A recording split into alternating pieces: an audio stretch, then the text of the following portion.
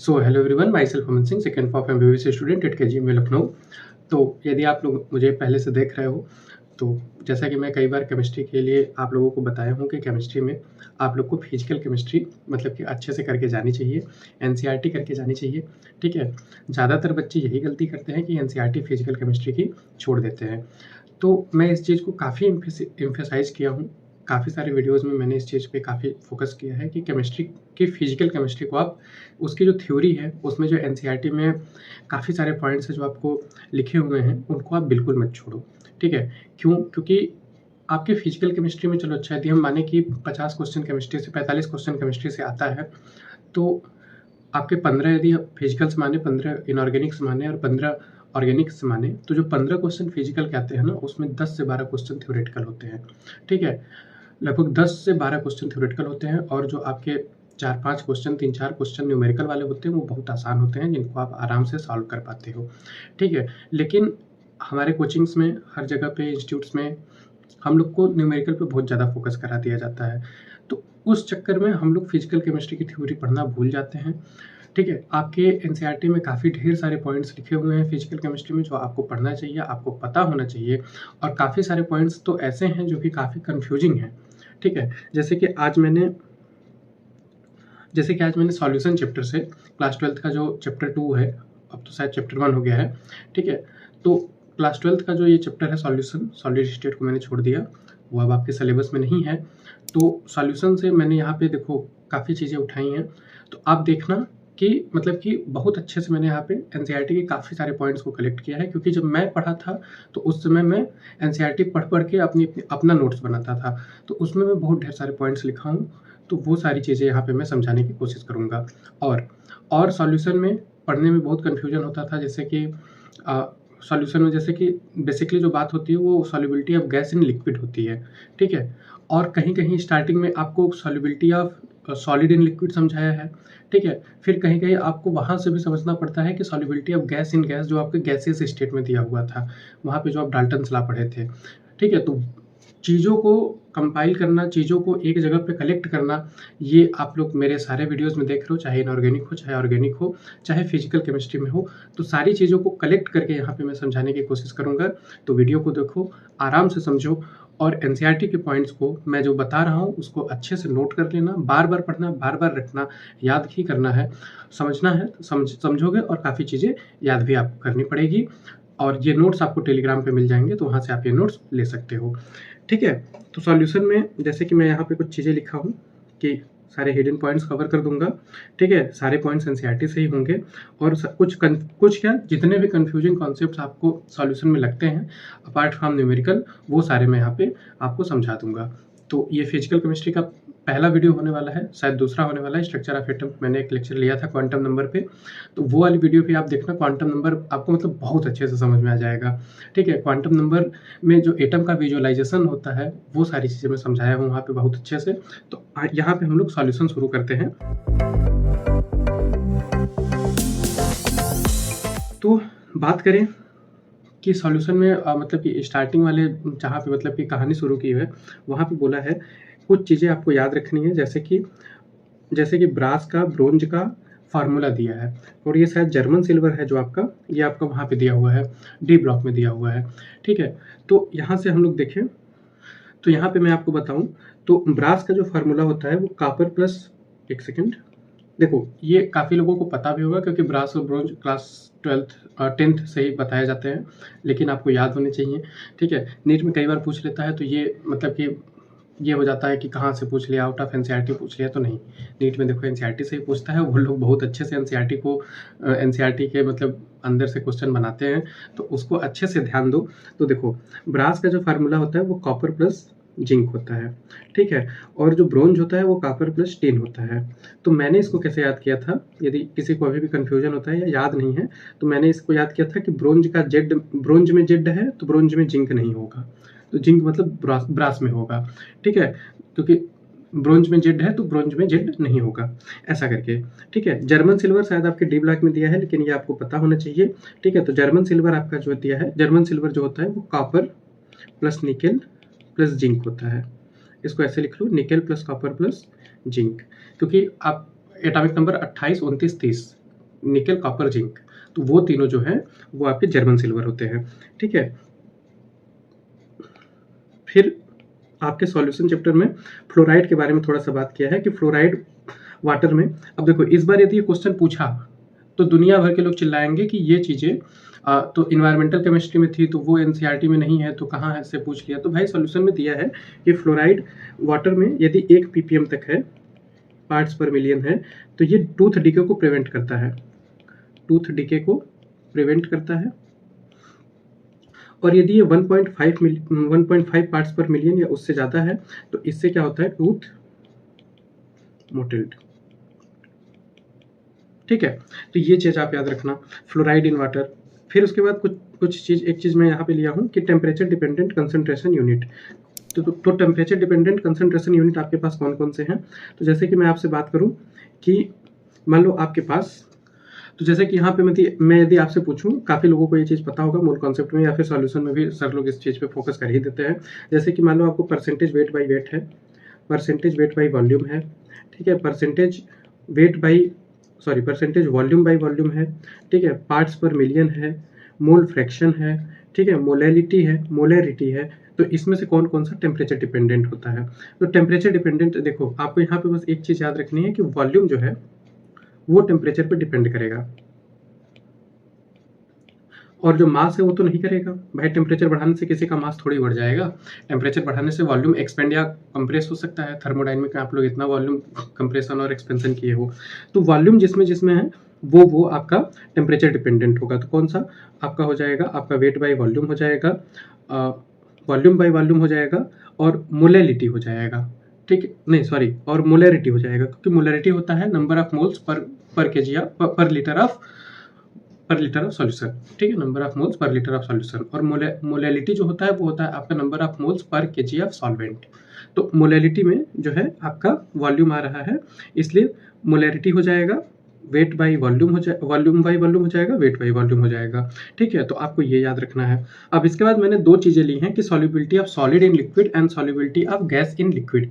ठीक है, तो देखो solubility of solid and liquid, अब देखो मेरे को इसमें गलती क्या होती थी, कंफ्यूजन क्या होता था कि जब अब ये दोनों चीज़ पढ़ते हो ना तो एनसीईआरटी में बहुत क्लियर कट मतलब लाइन, इसने बाउंड्री नहीं बनाई है दोनों चीज़ समझाने के लिए, तो ये इन्हें एग्जाम्पल लेके समझाती है।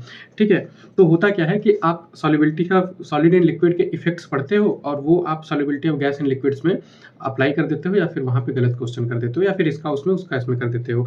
तो इसी चीज़ को मेरे को बहुत ज़्यादा अच्छे से क्लियर करना था कि जैसे यहाँ पे बात करें कि solubility of solid in liquid. अब सॉलिड इन लिक्विड की बात हो रही है, मतलब आप ग्लूकोज को पानी में घोल रहे हो, साल्ट को पानी में घोल रहे हो। ठीक है, साल्ट क्या है, सॉलिड, पानी क्या है, लिक्विड। ठीक है, तो उसमें घोल रहे हो, तो ये वाला जो आपका सॉल्यूशन बन रहा है, इसमें हम लोग बात करें तो इसमें यदि हम लोग बात करें इफेक्ट ऑफ टेम्परेचर, देखो मैं यहाँ पे ज़्यादातर आपके अच्छे थ्योरी कवर कर रहा हूँ। ठीक है, इतनी अच्छी तरीके से थ्योरेटिकल चीज़ें कवर नहीं करता है कोई। ठीक है, या तो आप अपने से खूब मेहनत करके एनसीईआरटी पढ़ो, या तो फिर आप मुझसे पढ़ लो। ठीक है, तो इफेक्ट ऑफ टेम्परेचर की बात करें तो इफेक्ट ऑफ टेम्परेचर, यदि आपका solubility of solid in liquid यदि देख रहे हो, नमक को आप वाटर में घोल रहे हो, नमक को पानी में घोल रहे हो, तो होगा क्या, तो यदि सॉलिड लिक्विड में घुलेगा तो या तो वो इंडोथर्मिक रिएक्शन होगी या तो वो एक्सोथर्मिक रिएक्शन होगी। ठीक है, तो यदि इंडोथर्मिक रिएक्शन है, इंडोथर्मिक में क्या है, उसको टेम्परेचर चाहिए, और आप टेम्परेचर यदि बढ़ा रहे हो तो क्या होगा, ऑब्वियस सी बात है, सॉल्युबिलिटी क्या होगी, बढ़ेगी।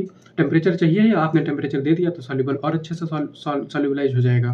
ठीक है, लेकिन यदि आपका ये एक्सोथर्मिक रिएक्शन होगा, एक्सोथर्मिक रिएक्शन में क्या होगा, टेम्परेचर बढ़ाने पे सॉल्युबिलिटी, एक्सोथर्मिक रिएक्शन में क्या होगा कि यदि आप टेम्परेचर बढ़ाओगे तो आपका सॉल्युबिलिटी घटेगा। क्यों? क्योंकि आप टेम्परेचर उसको वो तो ऑलरेडी मतलब हीट रिलीज कर रहा है, आप और टेम्परेचर बढ़ा दिए तो अच्छे से सॉल्युबल नहीं होगा वो। ठीक है, इफेक्ट ऑफ प्रेशर की यदि प्रेशर की बात करें हम लोग, तो प्रेशर में क्या है कि देखो आपका ये क्या है, सॉलिड का आप लिक्विड में ले रहे हो ना, सॉलिड को आप लिक्विड में घोल रहे हो, तो सॉलिड लिक्विड दोनों लगभग इनकम्प्रेसिबल होते हैं।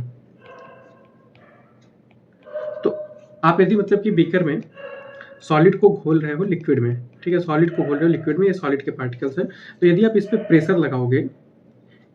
प्रेशर लगाओगे तो दोनों इनकम्प्रेसिबल है, तो कुछ खास इफेक्ट नहीं आएगा। तो ये क्या होगा, लगभग प्रेशर का नो इफेक्ट।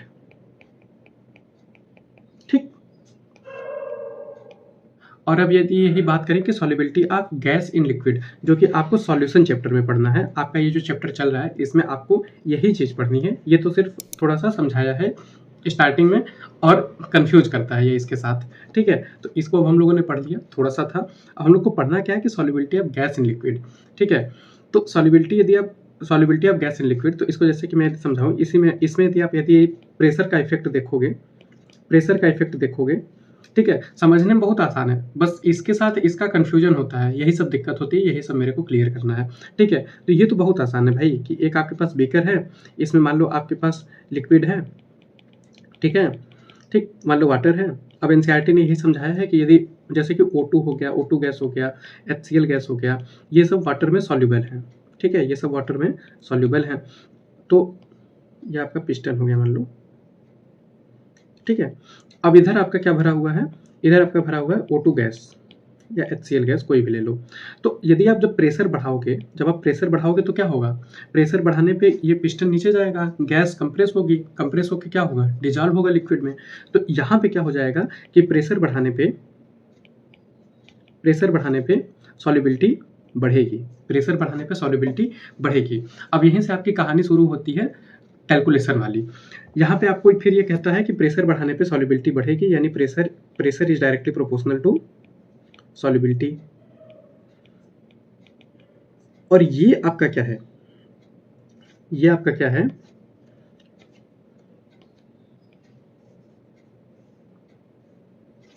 आपका हेनरी लॉ है,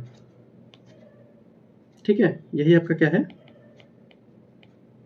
हेनरी लॉ, ठीक है। अभी मैं बहुत अच्छे से समझाऊंगा आपको हेनरी लॉ, रॉल्ट लॉ और डाल्टन लॉ तीनों अलग अलग क्यों हैं, ठीक है। बहुत कंफ्यूजन होता है कि हेनरी लॉ और रॉल्ट लॉ में डिफरेंस क्या है, अंतर क्या है, ठीक है।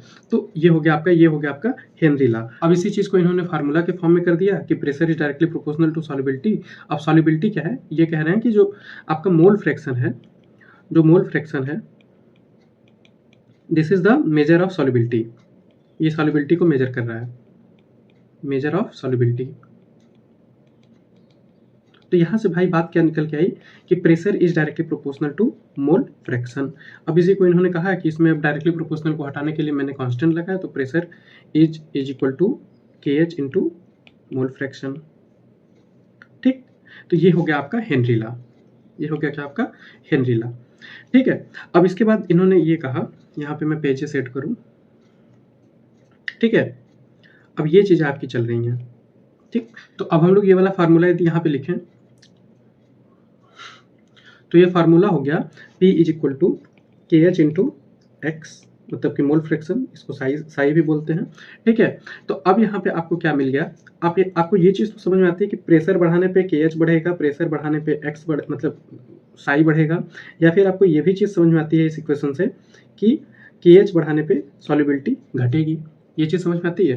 क्योंकि प्रेशर ऑफ गैस, आप यदि कांस्टेंट प्रेशर पे बात कर लो, यदि एक प्रेशर कांस्टेंट है, ठीक है, प्रेशर ऑफ गैस यदि कांस्टेंट है तो KH बढ़ाने पे सॉल्युबिलिटी घटेगी, तभी तो ये कांस्टेंट मेंटेन रह पाएगा इन दोनों का प्रोडक्ट, ठीक है।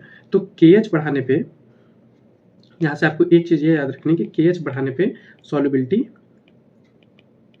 घटती है, ठीक। और KH जो है ये टेम्परेचर डिपेंडेंट होता है, ठीक है। एक्वेटिक लाइफ का एग्जांपल आगे इनने समझाया है इन लोगों ने। तो ये क्या हो गया कि KH टेम्परेचर डिपेंडेंट होता है, तो टेम्परेचर बढ़ाने पे KH बढ़ता है, ठीक है। ये चीज़ हो गया, टेम्परेचर डिपेंडेंट होता है, कैसे होता है, तो टेम्परेचर बढ़ाने पे KH बढ़ता है। तो टेम्परेचर यदि आप बढ़ाओगे तो KH बढ़ेगा, तो क्या होगा, सॉल्युबिलिटी घटेगी, ठीक है। अब इसको देखो, अब इतनी पूरी कहानी को मैं कैसे याद किया था, इतनी पूरी कहानी के लिए मैंने एक वो बना दिया, मतलब कि प्रोपोर्शनलिटी का रिलेशन मैंने बना दिया। मैंने एक चीज़ याद रखी थी, KH इज डायरेक्टली कि KH is directly proportional to temperature by solubility, ठीक। इसको आप, मेरी प्रोपोर्शनलिटी मैंने इसको ऐसे ही बनाई थी प्रोपोर्शनलिटी के रूप में, तो इसको आप ऐसे ही याद कर लो। इसको आप या तो ऐसे भी याद रख सकते हो, K इज डायरेक्टली, इसको मतलब कि आप ऐसे भी याद रख सकते हो जल्दी से कैलकुलेट करने के लिए कि KS is equal to T, ठीक है।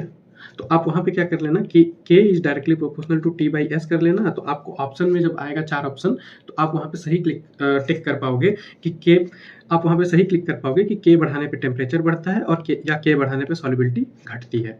ठीक है, तो k और टेम्परेचर मतलब KH और टेम्परेचर और सॉल्युबिलिटी का रिलेशन आप अच्छे से एक्सप्लेन कर पाओगे। ठीक है, आपके अब यहाँ पे स्टेटमेंट वाले क्वेश्चन गलत नहीं होंगे। ये बहुत अच्छी थ्योरी थी, थ्योरेटिकल पॉइंट था, वो मैंने आपको यहाँ पे समझा दिया। ठीक है, अब अच्छा इसी से यहाँ पे इसने एक और चीज़ समझाई थी जो कि स्टेटमेंट आपसे पूछा जा सकता है कि एक्वेटिक ऑर्गेनिज्म जो होते हैं, एक्वेटिक ऑर्गेनिज्म जो होते हैं ये कंफर्टेबल होते हैं किसमें? कंफर्ट इन कोल्ड वाटर के वार्म वाटर? Cold water. ठीक है, कोल्ड वाटर, ये चीज़ आपको पूछ सकता है स्टेटमेंट में। तो ये यदि पूछेगा तो आप यहाँ से बताओगे कि aquatic organism comfortable in cold water, मतलब कि कोल्ड वाटर में क्या है? कोल्ड वाटर में क्या है? कोल्ड वाटर में टेम्परेचर कम है, मतलब KH कम है, मतलब सॉल्युबिलिटी ज़्यादा है। सॉल्युबिलिटी किसकी ज़्यादा है कोल्ड वाटर में? तो ऑक्सीजन की सॉल्युबिलिटी यहाँ पे ज़्यादा है। तो एक्वेटिक ऑर्गेनिज्म ऑक्सीजन ज़्यादा है तो खुशी खुशी वहाँ पे अपना जीवन व्यतीत करेगा। ठीक है, ज़्यादा हिंदी हो गया। इसके बाद एनसीईआरटी ने अपने थ्योरी में बेंड्स के बारे में दिया है। ठीक है, बेंड क्या होता है तो ये भी जानना बहुत जरूरी है, 100% पूछ सकता है। ठीक है, क्योंकि मैं तो कह ही रहा हूँ कि थ्योरेटिकल चीज़ें ही पूछेगा, और आप बायो के स्टूडेंट हो तो आपसे बेंड्स ना पूछे, अभी तक नहीं पूछा है, पूछेगा जरूर। ठीक है, तो बेंड्स क्या होता है? तो बेंड्स एक मेडिकल कंडीशन है, इमरजेंसी कंडीशन होती है जनरली। इसमें क्या होता है कि नाइट्रोजन बबल बन जाता है ब्लड में। कैसे बनता है बता रहा हूँ, नाइट्रोजन बबल इन ब्लड। ठीक है, इसमें होता क्या है ना कि जैसे जब मतलब कि जो पानी में अंदर जाते हैं, काफ़ी अंदर जाते हैं, तो उनके मतलब वहाँ पे वाटर प्रेशर बहुत ज़्यादा है, और वाटर में डिजॉल्व्ड गैसेस की भी मतलब कंसंट्रेशन बहुत ज़्यादा है। तो होता क्या है कि गैसेस डिफ्यूज हो जाती है। जैसे कि कोई पानी के अंदर गया स्कूबा ड्राइवर, वो काफ़ी देर तक वहाँ पे रुका, तो क्या हुआ कि मतलब कि काफ़ी देर तक रुका तो गैसेस जो है हाई प्रेशर की वजह से आपके ब्लड में डिजॉल्व हो गई। अब वो स्कूबा ड्राइवर काफ़ी तेज़ी से ऊपर आया, मान लो उसके ऊपर डॉल्फिन ने अटैक कर दिया, ठीक है, कोई शार्क ने अटैक कर दिया। अब वो अपनी जान बचाने के लिए काफ़ी तेज़ी से ऊपर आया, तो जब ऊपर भाग के आया तो गैसेस, अब हाई ज़्यादा गैसेस उसके ब्लड में डिजॉल्व हैं, तो वो गैसेस जल्दी से बाहर डिफ्यूज आउट नहीं हुई, तो उससे क्या हुआ कि नाइट्रोजन बबल का फॉर्मेशन हो गया उसके ब्लड में। ठीक है, तो ये कंडीशन हो जाता है। तो इसको अवॉइड करने के लिए क्या होता है, इसको अवॉइड करने के लिए एनसीईआरटी में आपके सॉल्यूशन चैप्टर में लिखा है कि जो स्कूबा ड्राइवर का टैंक होता है जिसमें ये लोग ऑक्सीजन लेके जाते हैं, उसमें नाइट्रोजन, ऑक्सीजन और हीलियम भी होना चाहिए। ऑक्सीजन तो रहेगा ही, नाइट्रोजन और हीलियम होना चाहिए, जिसमें कि नाइट्रोजन ज़्यादा रहेगा, ठीक है, उससे कम ऑक्सीजन, उससे कम हीलियम। ये बहुत अच्छा क्वेश्चन है, थ्योरी का पॉइंट है जो आपको पता होना चाहिए। ठीक है, तो यहाँ पे मैंने क्या क्या डिस्कस कर दिया कि मैंने ये डिस्कस कर दिया कि effect of temperature, effect of pressure during the solubility of solid in liquid, effect of pressure और इफेक्ट ऑफ टेम्परेचर भी। ठीक है, टेम्परेचर का इफेक्ट आपको यहीं पे मैंने बता दिया। क्या बताया मैंने टेम्परेचर का इफेक्ट? रुक जाओ, अरेंज कर देता हूँ ताकि आपको नोट्स पढ़ने में आसानी हो। ठीक है, नोट्स पढ़ने में आसानी होगी, लेकिन समझने के लिए जैसे जैसे मैंने समझाया है वैसे वैसे ही समझना। ठीक है, टेम्परेचर का क्या मैंने बताया, वो जो मैंने आपको अभी फार्मूला दिया है ना, कौन सा, कि temperature, sorry, KH is directly proportional to, zoom कर देता हूँ, KH is directly proportional to temperature by solubility. तो सॉल्युबिलिटी का क्या हो गया रिलेशन KH के साथ, तो KH is inversely proportional to solubility. ठीक है, KH बढ़ाने पे सॉल्युबिलिटी घटेगी। तो आपको यहाँ से मैंने टेम्परेचर और प्रेशर दोनों केसेस में डिस्कस कर दिए, गैस इन लिक्विड और सॉलिड इन लिक्विड। ठीक है, अब यहाँ से मैं वेपर प्रेशर की बात करूँ थोड़ी सी। ठीक है, क्योंकि अब न्यूमेरिकल चीज़ें हैं, तो यहाँ पे मैं न्यूमेरिकल चीज़ें अभी नहीं बताने जा रहा हूँ, क्योंकि यदि वो सब चीज़ें बताने लगूंगा तो वीडियो की लेंथ तो बहुत लंबी हो जाएगी। तो उसको आप अभी जल्दी के लिए अपने नोट्स से रिफ़र कर लेना। ठीक है, ये चीज़ें मैं बहुत अच्छे से समझाने नहीं जा रहा हूँ। ठीक है, यदि आपको इस पर वीडियो चाहिए तो आप बता देना, अच्छे से मैं समझा दूंगा।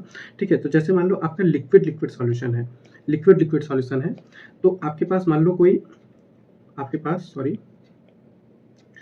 मान लो कोई लिक्विड है, और ये लिक्विड मान लो आपने ये ब्लैक कलर से जो मैं बना रहा हूँ, ये लिक्विड A है, इसके पार्टिकल हैं, और इसमें मैंने जो ये रेड से बना देता हूँ ताकि विजिबल हो। रेड कलर का लिक्विड है, ये दोनों वोलाटाइल लिक्विड्स हैं। तो इसको मैं बी से बना रहा हूँ। तो जब ये आप कंटेनर बंद कर दोगे ऊपर से, तो क्या होगा कि ये इसके मतलब कि ब्लैक वाले मतलब लिक्विड ए के पार्टिकल वोलाटाइल हैं तो गैस में जाएंगे, ठीक है, और बी वाले भी गैस में जाएंगे। अब यहाँ से माना कि जो है बी वाले लिक्विड की वजह से जो प्रेशर है वो पीबी है, और जो ए वाले हैं उनकी वजह से जो प्रेशर है वो पीए है, ठीक है। तो टोटल प्रेशर क्या होगा, ये हो जाएगा पीए प्लस पीबी। अब आपको यहाँ से पता है कि PA is equal to P not A X है, ठीक है, ज़्यादा डिराइव करना नहीं चाह रहा हूँ। PB is equal to P not B x B, ठीक है, P not B x B. तो टोटल प्रेशर जो हो जाएगा वो पीए प्लस पीबी यानी P not A x A plus P not B x B, ठीक है। तो ये चीज़ यदि आपको पता है, अच्छा, जब भी क्वेश्चन लगाया करो मैं तो कहूँगा इसी से लगाया करो, ठीक है। इसके आगे भी लोग डिराइव करते हैं और बताते हैं कि जैसे कि x A plus x B is equal to 1 होता है, टोटल मोल फ्रैक्शन 1 होता है दोनों का जोड़ के। तो यहाँ पे 1 माइनस एक्स बी को 1 माइनस एक्स ए करके लिखते हैं, तो वो चीज़ हम लोग नहीं कर रहे हैं, ठीक है। तो यहाँ पे हम लोग टोटल प्रेशर को ऐसे ही जानेंगे, ठीक है। इसके बाद ग्राफ वगैरह है वो सब चीज़ देख लेना, ठीक है। ग्राफ में भी एक ट्रिक है कि यहाँ पे आप 0 ले लो एक्स ए, तो 0 यदि एक्स ए को लोगे तो जब आप मोल फ्रैक्शन बढ़ाओगे तो प्रेशर बढ़ता जाएगा। फिर इधर वाले पॉइंट पे एक्स भी 0 होता है तो मोल फ्रैक्शन इस साइड में बढ़ाते जाओगे तो उसका प्रेशर बढ़ता जाएगा। तो ऐसे ऐसे करके चीज़ें हैं। प्योर सॉल्यूशन रहेगा, प्योर सॉल्यूशन का होता है ना ये पी नॉट ए, ठीक है, ये प्योर सॉल्यूशन का होता है प्रेशर। तो ये सारी चीज़ें हैं, ज़्यादा इसमें मैं नहीं जा रहा हूँ। यहाँ से मेरे को क्या बताना था लिक्विड सॉल्यूशन में कि ये जो आपका P A is equal to P not A x A है, ये जो आपने अभी यहाँ पे देखा कि जो प्रेशर है, प्रेशर ड्यू टू यदि वोलाटाइल लिक्विड है, वोलाटाइल लिक्विड ए है, तो उसके पार्टिकल यदि गैस के फॉर्म में गए हैं मतलब कि इवेपोरेट होके, तो उसकी वजह से जो प्रेशर है वो, ठीक है, उसकी वजह से जो प्रेशर है वो प्योर लिक्विड के pressure into mole fraction of that liquid. ये जो आपकी चीज़ है ये आपका क्या है, ये is equal to P not x है, P B is equal to P not B x B. ये क्या है आपका, ये रॉल्ट लॉ है, ठीक है। ये मैंने यहाँ पे ये सब चीज़ें क्यों बताई हैं, क्योंकि यहाँ से मेरे को एक चीज़ थ्योरी की पॉइंट बतानी है। वो पॉइंट ये है कि जो आपका हेनरी लॉ है, हेनरी लॉ किसके लिए है पता है, हेनरी लॉ है solution of gas in liquid, solution of gas in liquid, ठीक है। हेनरी लॉ क्या है, solution of gas in liquid. यहाँ पे देखो सॉल्युबिलिटी या solution of gas in liquid, ये क्या है, ये आपका हेनरी लॉ है, ठीक है। तो हेनरी लॉ क्या है, आपका solution of gas in liquid के बारे में बात करता है। ये क्या कहता है कि pressure is directly proportional to mole fraction, P is equal to KH into x mole fraction, ठीक है, ऑफ दैट गैस। तो ये आपका हेनरी लॉ है। इसी का मॉडिफाइड वर्जन है, या फिर इसको स्पेशल केस कह लो, ये क्या है आपका रॉल्ट लॉ।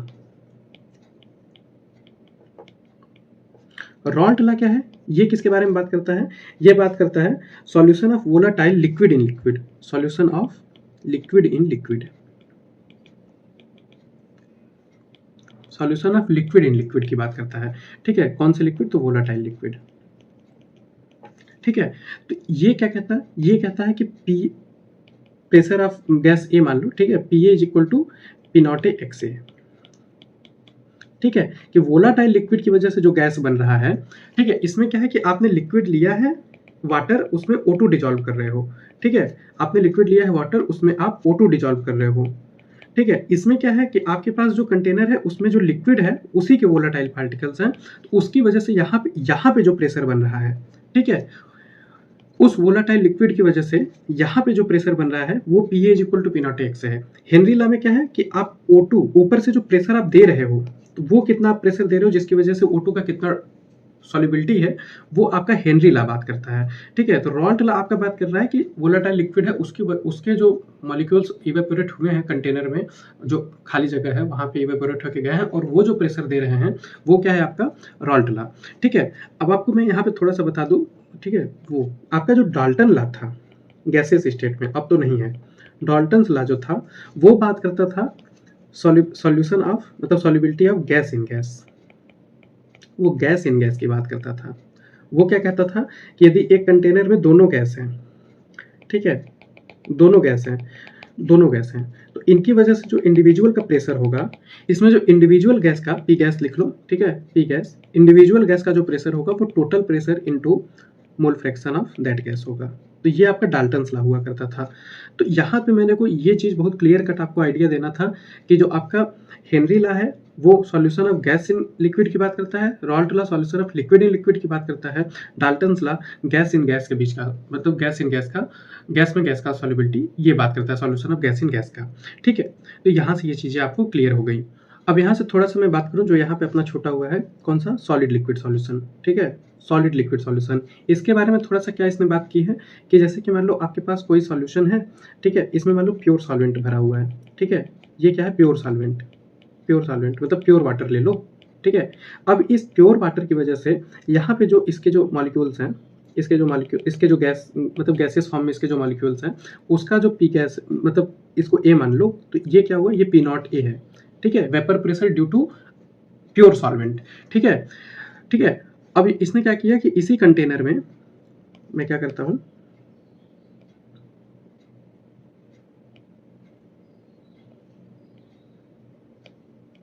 अब इसने क्या किया कि इसी कंटेनर में इन्होंने वो कुछ सॉल्वेंट घोल दिए, कुछ सॉल्यूट घोल दिए। ठीक है, मान लो साल्ट इसमें घोल दिया। ठीक है, तो प्योर सॉल्वेंट जब था, तो प्योर सॉल्वेंट जब था तो इसके मॉलिक्यूल्स की एक लेयर वहां पे सबसे ऊपर रही होगी। ठीक है, वाटर की एक लेयर होगी ऊपर, उसके मॉलिक्यूल्स होंगे ये। अब क्या होगा कि वाटर की जो एक लेयर होगी ऊपर, उसमें कहीं कहीं बीच बीच में आपके साल्ट के भी होंगे, साल्ट के भी मॉलिक्यूल्स होंगे। तो इसकी वजह से यहाँ पे जो प्रेशर आएगा, यहाँ पे जो प्रेशर आएगा ये थोड़ा सा कम होगा पहले से, क्योंकि पहले तो प्योर प्योर वाटर की लेयर थी, तो वहां से इवेपोरेट ज्यादा वाटर के मॉलिक्यूल्स हो रहे थे, तो ज्यादा प्रेशर दे रहे थे, तो वो पी नॉट ए दे रहे थे। ठीक है, अब यहाँ पे क्या हो रहा है कि बीच बीच में कहीं पे साल्ट के भी मॉलिक्यूल हैं, वो लोग क्या है कि वाटर के मॉलिक्यूल को पकड़ के बैठे हुए हैं, या फिर बीच बीच में मतलब जगह लेके बैठे हुए हैं, तो वो वाटर को अच्छे से वोलेटाइल नहीं होने दे रहे हैं। तो ये क्या हो जाएगा, इसका प्रेशर मान लो आपका पी ए हो गया। ठीक है, तो आपको अब यहाँ से ये पता है, आपको यहाँ से ये पता चल रहा है कि जो पी नॉट ए है वो हमेशा पी ए से बड़ा होगा। ठीक है, वो हमेशा पी ए से बड़ा होगा। तो वेपर प्रेशर किसकी वजह से होगा, ड्यू टू सिर्फ वोलेटाइल वन की वजह से होगा, जो वोलेटाइल है उसकी वजह से होगा। तो पी नॉट ए जो है वो हमेशा पी ए से बड़ा होगा। तो ये आपका रॉल्ट लॉ क्या बताता है कि जो pressure due to volatile liquid A है वो प्योर सॉल्वेंट और उसके मोल फ्रैक्शन के प्रोडक्ट के बराबर है।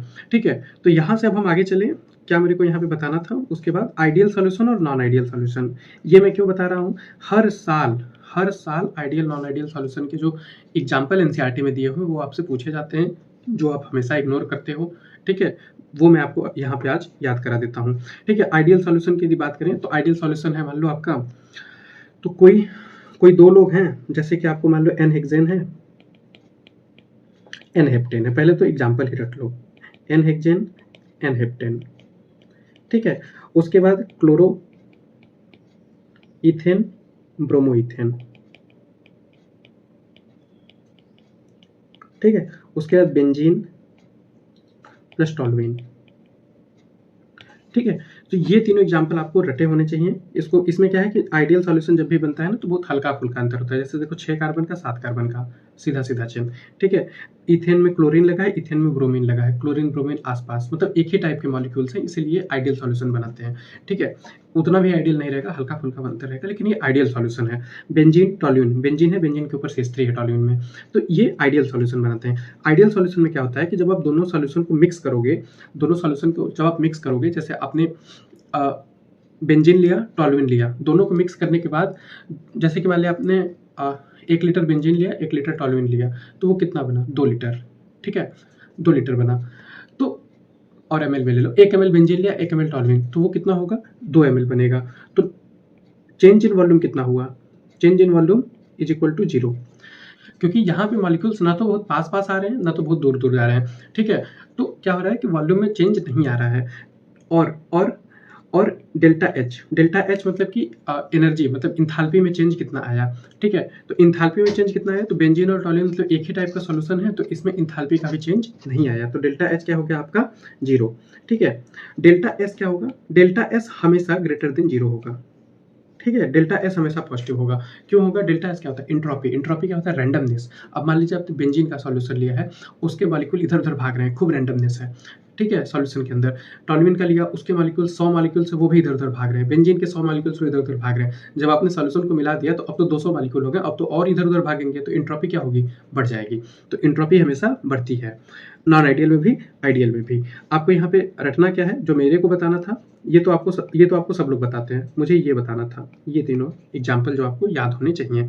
नॉन आइडियल सॉल्यूशन की बात करें तो नॉन आइडियल सॉल्यूशन में अच्छा, इसमें आइडियल सॉल्यूशन में रॉल्टला लगता है, इसमें रॉल्टला नॉन आइडियल सॉल्यूशन में नहीं लगता है। ठीक है, नॉन आइडियल सॉल्यूशन में क्या हुआ कि आपने 2 सॉल्यूशन लिया, उनको मिलाया, तो या तो मॉलिक्यूल सब उनके बीच में एसोसिएशन हो गया, वो मॉलिक्यूल और अच्छे से मतलब कि कंडेंस हो गए, या तो फिर वो मॉलिक्यूल दूर-दूर भाग रहे हैं। तो इस बेसिस पे आपका क्या हो गया कि दो चीजें यहाँ पे हो गई। कौन-कौन सी? Positive deviation, negative deviation. Positive deviation और नेगेटिव डेविएशन। पॉजिटिव डेविएशन में क्या हुआ, जैसे मान लो आपके पास कोई मॉलिक्यूल है A2, AA लिख लो, कोई मॉलिक्यूल है B2, BB लिख लो। ठीक है, अब इन दोनों को जब आपने मिलाया तो इनके मिलने से क्या बना? AB। ठीक है, AB में क्या हुआ कि अब ये जो बॉन्ड भी AB के बीच का जो बॉन्ड है ये वीक बॉन्ड बन गया। ठीक है, इनके बीच का एसोसिएशन मतलब कि ए में ज़्यादा था, ए ज़्यादा अच्छे से थे, बी ज़्यादा अच्छे से थे, लेकिन और ए और बी के बीच का जो एसोसिएशन हुआ वो वीक हो गया। तो ये दोनों दूर-दूर भागेंगे। जब दूर-दूर भागेंगे तो आप जब दोनों का वॉल्यूम सेम वॉल्यूम मिक्स करोगे, दोनों का जब वॉल्यूम मिक्स करोगे तो दूर-दूर भागने की कोशिश करेंगे तो वॉल्यूम पहले से हमको क्या मिलेगी? थोड़ी सी बढ़ी हुई मिलेगी। तो इसमें डेल्टा वी क्या होगा? Delta we is greater than 0 या डेल्टा वी पॉजिटिव होगा। ग्रेटर देन 0 क्या होता है? पॉजिटिव होता है। ठीक है, डेल्टा एच की बात करें तो डेल्टा एच क्या होगा? डेल्टा एच क्या होगा? इंथैल्पी इनकी पॉजिटिव होगी। ठीक है, अब ये दोनों दूर-दूर भाग रहे हैं तो रिएक्शन क्या होगा? रिएक्शन एंडोथर्मिक होगा। ठीक है, तो डेल्टा एच क्या होगा? Positive. Delta H greater than 0 या डेल्टा एच पॉजिटिव।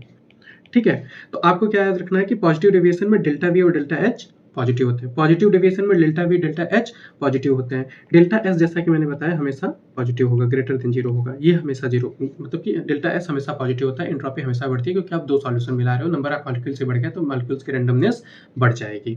ठीक है, नेगेटिव डेविएशन की बात करें तो जैसे कि मान लो आपके पास ए था, बी था, अब इनको आपने मिलाया तो आपके पास क्या बना? AB।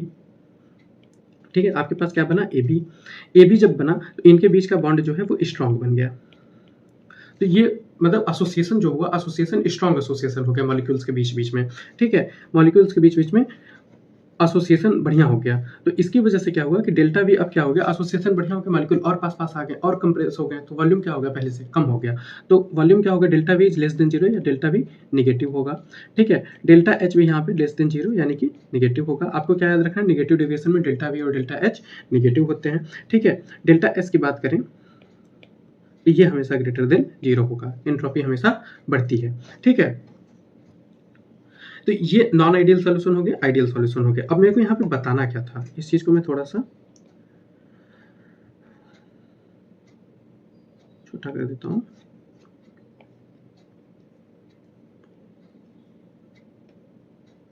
अब मुझे यहाँ पे आपको एग्जाम्पल याद कराने थे। अब एग्जाम्पल देखें तो एग्जाम्पल अपने पास क्या क्या है? ठीक है, पॉजिटिव डेविएशन के जो एग्जाम्पल हैं वो है इथेनॉल प्लस एसीटोन। ठीक है, ठीक है, और क्या है? Carbon disulphide plus acetone. ठीक है, इथेनॉल इन वाटर। आप कहोगे 2 ही एग्जाम्पल दिया हुआ है। तो अभी एजियोट्रोप जब आप पढ़ोगे ना तो वहाँ पे भी एजियोट्रोप में भी जब मैक्सिमम बॉइलिंग एजियोट्रोप बढ़ता है तो वो नेगेटिव डेविएशन में होता है, जो मिनिमम बॉइलिंग एजियोट्रोप होता है वो पॉजिटिव डेविएशन में होता है। तो इसकी वजह से क्या होता है कि उसके भी एग्जाम्पल्स आपको यहीं पे याद होने चाहिए क्योंकि वो एनसीईआरटी में दिए हुए हैं। ठीक है, इसमें क्या हो गया? नेगेटिव डेविएशन के एग्जाम्पल क्या हो गया? Phenol plus aniline. ठीक है, CHCl3 plus acetone, nitric acid plus water, ये एजियोट्रॉप में दिया है। ठीक है, नाइट्रिक एसिड प्लस वाटर। तो ये आपको एग्जाम्पल याद होने चाहिए जिसके लिए मैं ये लेक्चर बना रहा हूँ। ठीक है, ये आपको याद होने चाहिए। मैंने कैसे याद किया था? देखो मैं देखो यार इस चीज़ को लेकर बहुत स्ट्रिक्ट था कि एनसीईआरटी से ही पेपर आएगा, तो इससे मेरे को क्या फ़ायदा हुआ कि मतलब मेरे को देखो एग्जाम्पल याद नहीं हो रहे थे। ठीक है, और यदि आप इसमें कॉन्सेप्ट लगाने जाओगे कि इसके बीच में हाइड्रोजन बॉन्डिंग होगी, एसोसिएशन होगा, तो आप एक बार इसको चेक करके देखना अपने हिसाब से, बहुत कन्फ्यूजन हो जाएगा। ठीक है, तो आपको ये क्या करना होता है? रटना ही पड़ता है। मैंने कैसे याद किया था? एक दवा आती है, आप लोग को पता होगा, एसिक्लोफेनेक। एसिक्लोफेनेक। ये मेरा बनाया हुआ ट्रिक है। एसिक्लो का क्या मतलब हुआ? एसिक्लो का मतलब हुआ एसीटोन, सॉरी एसिक्लो से मैंने क्या याद किया था? एसीटोन, एसिक्लो मतलब एसीटोन प्लस क्लोरोफॉर्म, ठीक है। एसिक्लो से हो गया एसीटोन प्लस क्लोरोफॉर्म, ठीक है, ठीक है। उसके बाद मैंने याद किया था एसिक्लोफेनी, फेनी, फेनी था ना, फेनी, एसिक्लोफेनिक लिख लो इसको, एसिक्लोफेनी। तो फेनी से क्या मैंने याद किया था? फेनॉल प्लस एनिलीन, फेनी, फेनी, फेनी, फेनॉल एनिलीन, ठीक है। और नाइट्रिक एसिड और वाटर, ये आपको एजिट्रॉप में पता होगा, आप अभी आगे भी पढ़ोगे तो वहाँ पे ये तो याद ही रहता है नाइट्रिक एसिड और वाटर वाला, कि 64% जब नाइट्रिक एसिड वाटर में होता है तो वो दोनों साथ साथ बॉयल होते हैं। ये आपको वहाँ पे क्रोमेटोग्राफी वगैरह वाला जहाँ पे दिया है वहाँ पे भी अच्छे से इसमें समझाया है, ठीक है। आगे अभी मैं समझा देता हूँ। तो इसके बाद बात करें एजियोट्रॉप की, ठीक है। तो एजियोट्रॉप में दो चीज़ें हैं, मिनिमम बॉइलिंग एजियोट्रॉप और मैक्सिमम बॉइलिंग एजियोट्रॉप। अब देखो मैंने यहाँ पे पेज को जिस हिसाब से सेट किया है, ये क्या है, मिनिमम बॉइलिंग एजियोट्रॉप क्या होता है? ये आपका पॉजिटिव डेविएशन में दिखता है, पॉजिटिव डेविएशन में। और जो मैक्सिमम बॉइलिंग एजियोट्रॉप है ये नेगेटिव डेविएशन में। अब एजियोट्रॉप में लोगों को बहुत कंफ्यूजन होती है कि ये होता क्या है बेसिकली, तो मैं आपको एजियोट्रॉप यहाँ पे अच्छे से समझाता हूँ।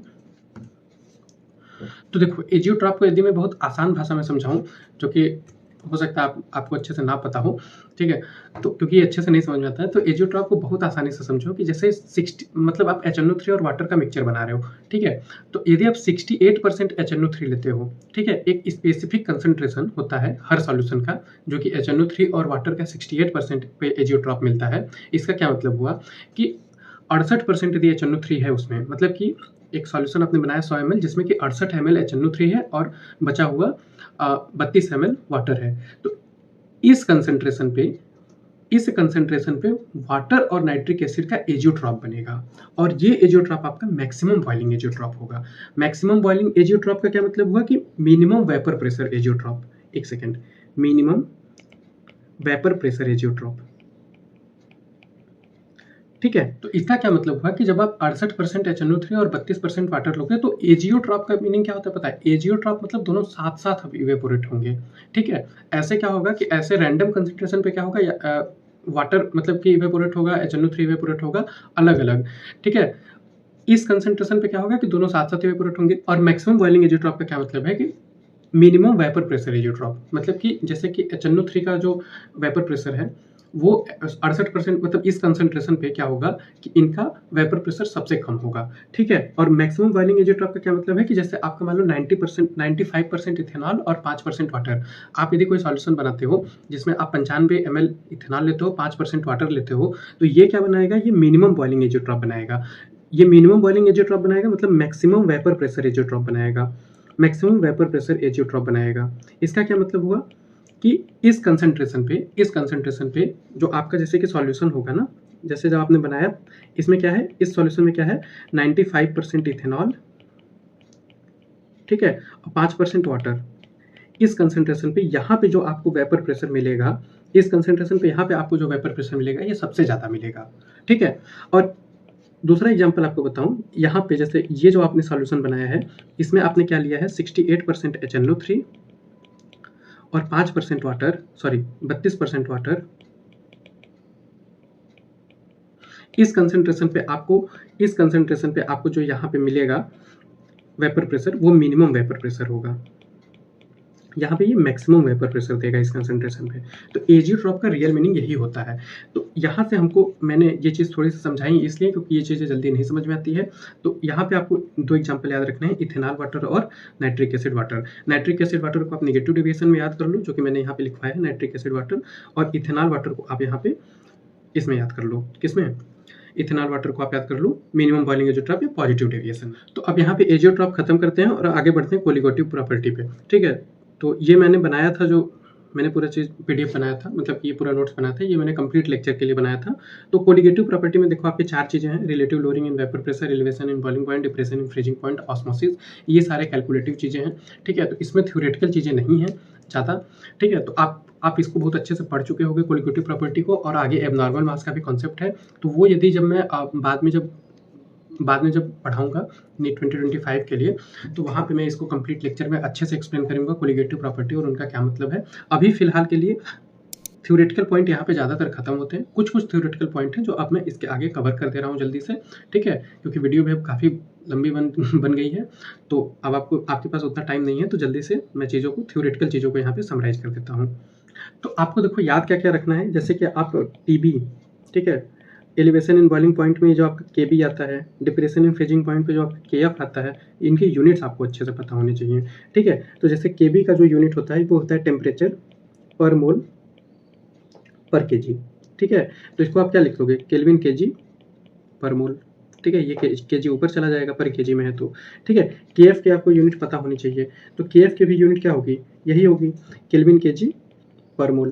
तो इसको अच्छे से याद रखना, पूछ सकता है, यूनिट पूछ लेता है या फिर यूनिट में कंफ्यूज कर देता है, ठीक है? आपको 2-3 चीज़ें और पता होनी चाहिए जो एनसीईआरटी में दी हुई है, जैसे कि KB is equal to R M TB का square divided by 1000 delta H vaporisation.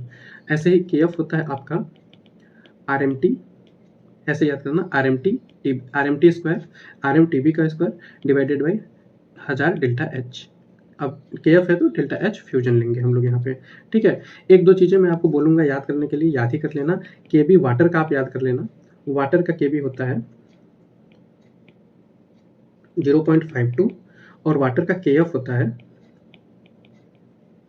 1.86, ठीक है? तो ये दोनों वैल्यू याद कर लेना। वाटर अब चूँकि मोस्ट कॉमन है तो हो सकता है यदि ये ना दे तो आपको इसमें दिक्कत ना हो, ठीक है? इसके बाद और कुछ थ्योरेटिकल चीज़ें मैं बताऊँ और कुछ याद रखने वाली चीज़ें आपको बताऊँ।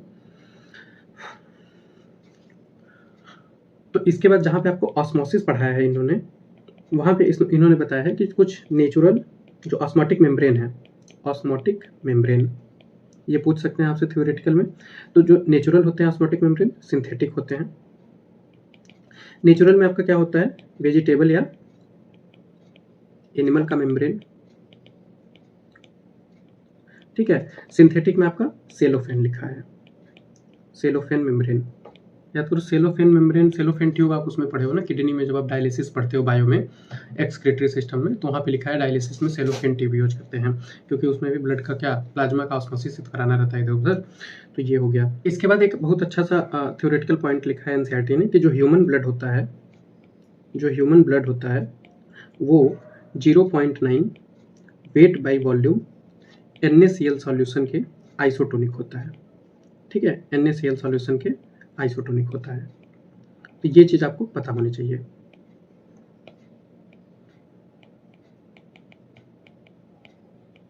ठीक है, ये काफ़ी अच्छा इंपॉर्टेंट पॉइंट है। ये सब छोटी-छोटी चीज़ें आप नोटिस नहीं करते हो, ये आपसे पूछ सकता है, तो ये आपको पता होना चाहिए, ठीक है?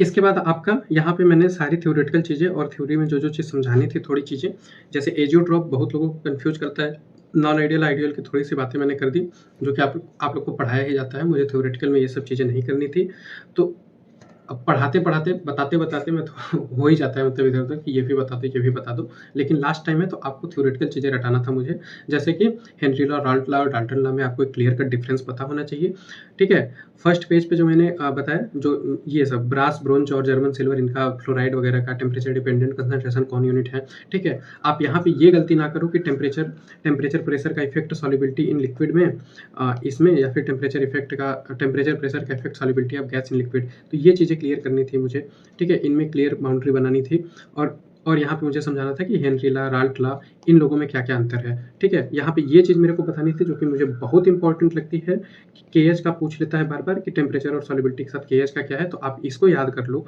ताकि आपसे सवाल बन जाए, आप असर्शन रीजन या फिर स्टेटमेंट वाले क्वेश्चन अच्छे से सॉल्व कर पाओ। बेंड्स के बारे में बताना था, ये चीज़ आपको बतानी थी, N2O2 हीलियम, ये कंसंट्रेशन एनसीईआरटी में दिया हुआ है, बेंड के बारे में भी पूछ सकता है, ठीक है? उसके बाद एनॉक्सिया के बारे में एक जगह दिया है, तो एनॉक्सिया भी अच्छे से पढ़ लेना, ठीक है? वो कवर नहीं हो पाया। वेपर प्रेशर के बारे में थोड़ी सी चर्चा करनी थी, क्यों करना पड़ा? क्योंकि मुझे ये वाला फार्मूला आपको बताना था कि यही आपका रॉल्ट लॉ है, ठीक है? क्योंकि रॉल्ट लॉ और हेनरी लॉ जब समझाऊँगा तभी तो बता पाऊँगा कि रॉल्ट लॉ और हेनरी लॉ में क्या अंतर है, और डाल्टन लॉ तो आपने गैसियस स्टेट में पढ़ा ही था। उसके बाद ideal solution, non ideal solution में मुझे एग्जाम्पल रटाने थे। नॉन आइडियल में पॉजिटिव और नेगेटिव के एग्जाम्पल रटाने थे, ये मैंने याद कराए, ठीक है? इसके बाद जब ये एग्जाम्पल याद हुआ तो ये जो लास्ट के दोनों एग्जाम्पल मैंने एजियोट्रॉप से उठाए थे, वो एजियोट्रॉप को मैंने यहाँ पे कवर किया। एजियोट्रॉप में टाइम इसलिए थोड़ा सा लग गया क्योंकि ये थोड़ा सा कंफ्यूजिंग टॉपिक है, आप इसमें बार-बार आपको समझ में नहीं आता कि एजियोट्रॉप मैंने होता क्या है। तो एजियोट्रॉप मैंने थोड़ा सा समझाया और इसके दोनों एग्जाम्पल मैंने याद कराए आपको, ठीक है? फिर कुछ चीज़ें थी जैसे केएफ और केवी के यूनिट बताने थे। उसके बाद ये वाला फार्मूला आपको याद होना चाहिए जो आप बार-बार छोड़ते हो। वाटर का मैंने बोला कि ये चीज़ याद कर लो, ठीक है? ऑस्मोटिक मेम्ब्रेन दोनों बता दिए, और ह्यूमन ब्लड ये बहुत इंपॉर्टेंट मुझे लगा था, ये पूछेगा कभी ना कभी, ठीक है? तो ये सारी आपकी एनसीईआरटी के फिजिकल केमिस्ट्री के थ्योरेटिकल पॉइंट कवर होते हैं।